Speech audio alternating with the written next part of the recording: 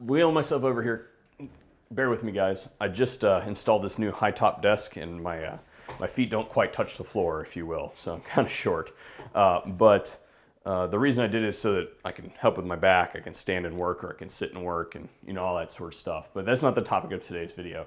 Today we're talking about censorship, specifically on YouTube, and specifically on the topic of James Yeager. We'll get to him and his specific situation here shortly, but before we did that, I wanted to preface this thing by rehashing a conversation that we had on live stream on Facebook just last night. It was highly successful. Anybody who was there, thank you very much for participating. Big thumbs way, way up.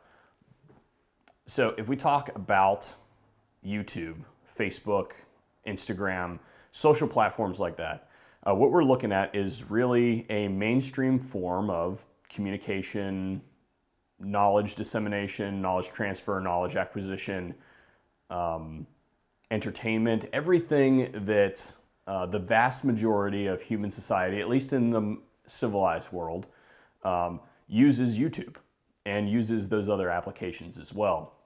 So the thing that I hear most often is, well, you guys should just leave YouTube, right? You should just go over and, go somewhere else, like VidMe.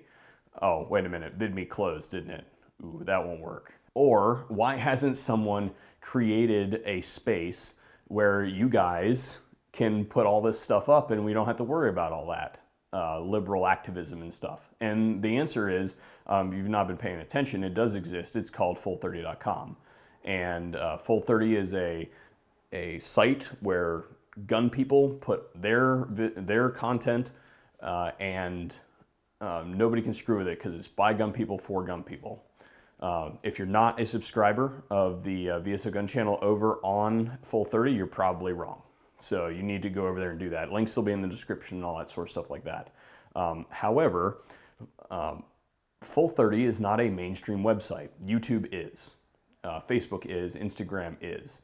So those people that think that we should just leave things like YouTube are greatly underestimating the value of what YouTube is. So if you look over the course of the last 15 years, so we'll just look at the industry or the firearms community, if you will, in 2002 versus what it is today.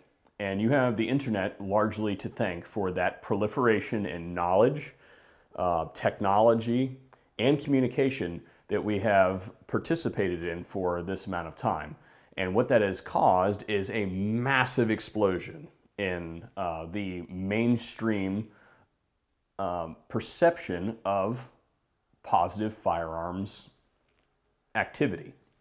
So when you say that we should be leaving those things, what you're really doing is saying that, oh, you should just give up and not fight the good fight over there. But what you're missing is that we have a responsibility to capture the next generation. It used to be done when I was a kid. Dad took you out or grandpa took you out and taught you how to shoot and all that sort of stuff, and you learned about that stuff.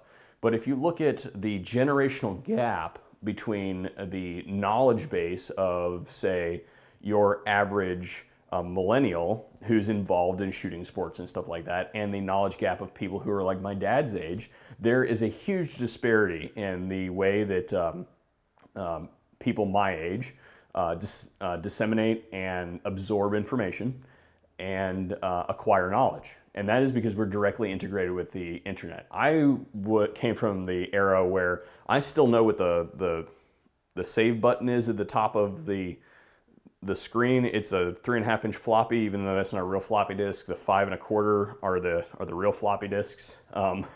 But I grew up as the internet was evolving, so I got to learn it as it was coming. These kids that are born now, they're born into technology at its max, all right, and expanding at its maximum rate.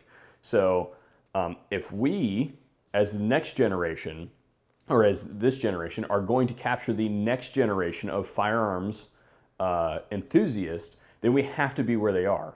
And like I said, it used to be that we would go out with grandpa or dad and shoot and learn things like that. But by and large, that is not happening these days. And in order to do that, those kids are just way more interested in their phones or their video games.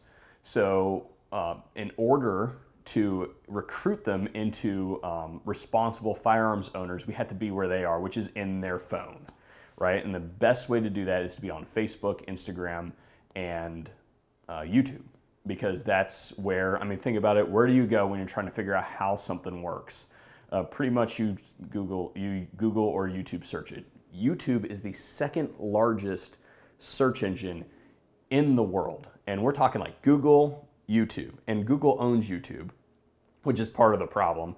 But the next one down from it is like not even close. If like this is Google and this is YouTube, then like Bing is like down in the basement, right? Like it is probably, I mean, it might even be out there in the yard where my septic tank is, right? Like nowhere close, right? So if you want to capture those eyes and capture and captivate the imagination of the next generation and instill in them good values as far as firearms are concerned, you have to be on things like YouTube.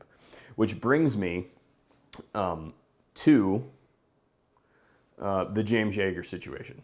So James was banned from YouTube. His account was suspended, and to tell you how that works, he received 3 channel strikes, and there are multiple channels currently sitting at 2 and 1 channel strikes, but on your first channel strike, you get, you are removed, or excuse me, your live capabilities are removed for 3 months, so you cannot broadcast live videos for 3 months.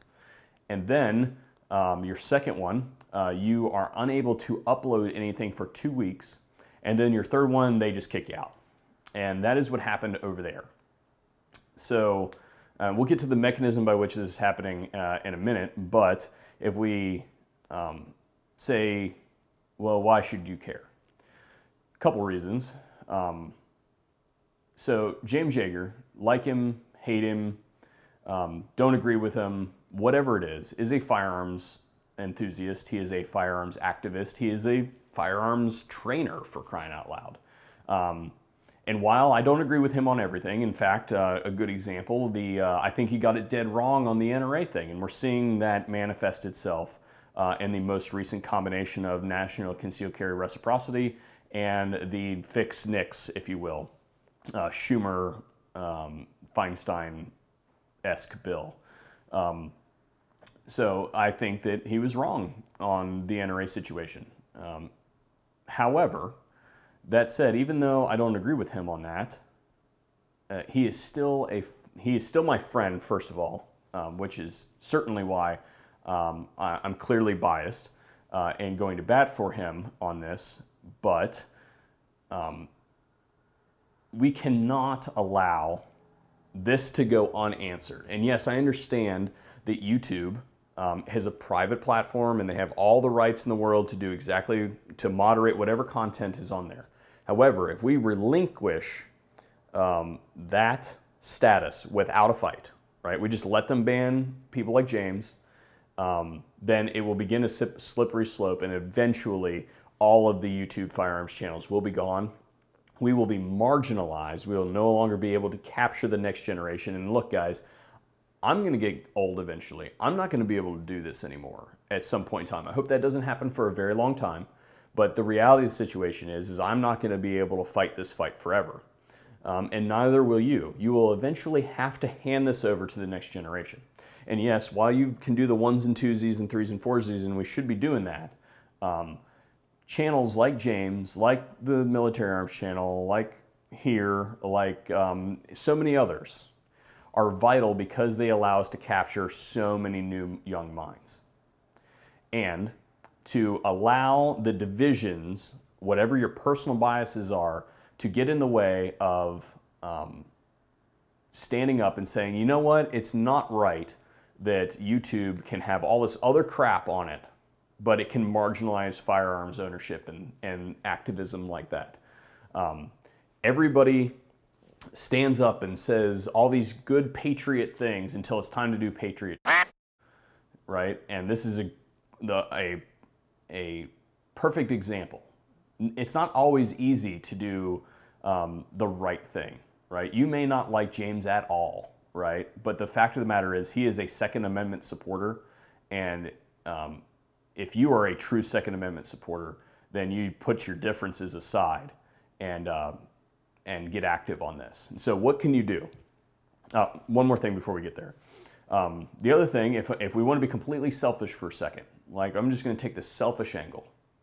I would consider the majority of the stuff that we do here, some of it's a little edgy, some of it can get out there, but for the most part, we're fairly mainstream. James, if we're honest, is a fairly brash individual, and we all know that they're going for the most boisterous of us first, right? Because typically those people tend to have divisiveness problems. So people who hate James, they know that there's a lot of people that don't like him, and if they were going to strike someone first, it would be him. And we kind of know that if James is still around, that pretty much the rest of us are fairly safe.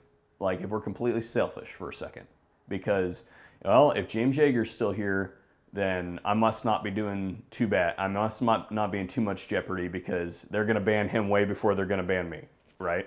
That sort of thing. And that is a really shitty way to look at it, but it is the truth.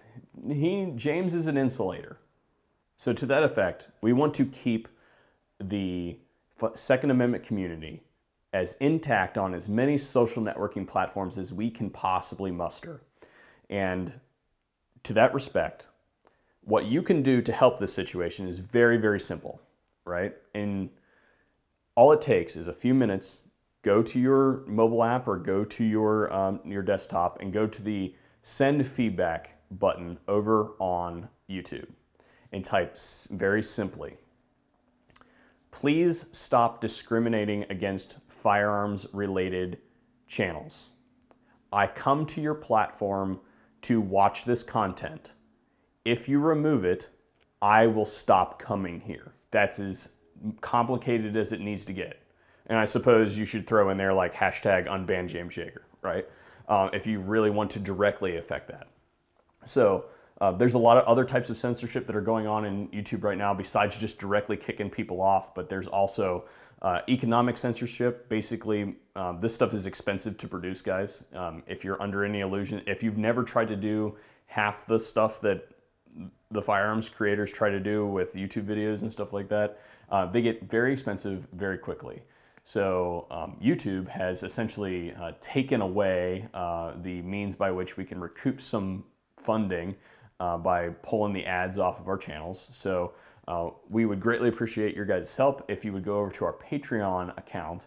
We've added a whole bunch of perks over there and some goals to try and add some value for you guys to basically try to garner some support from our audience so that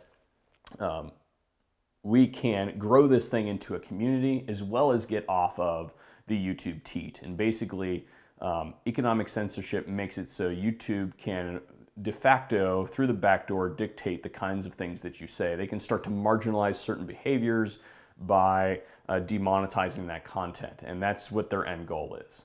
So, guys, we have been successful in removing channel strikes and getting channels reactivated on YouTube.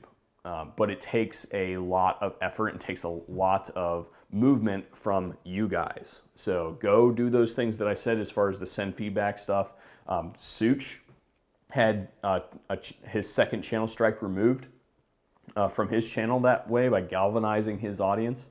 I'm asking you guys, I understand that a lot of people out there don't like James, but if you want to claim to be a constitutional Second Amendment supporter, then you need to do the right thing here and put your differences aside and join the rest of the true firearms community and supporting one of our own. So, hey guys, thank you guys for watching the VSO Gun Channel. I had not intended to make a video for this Friday.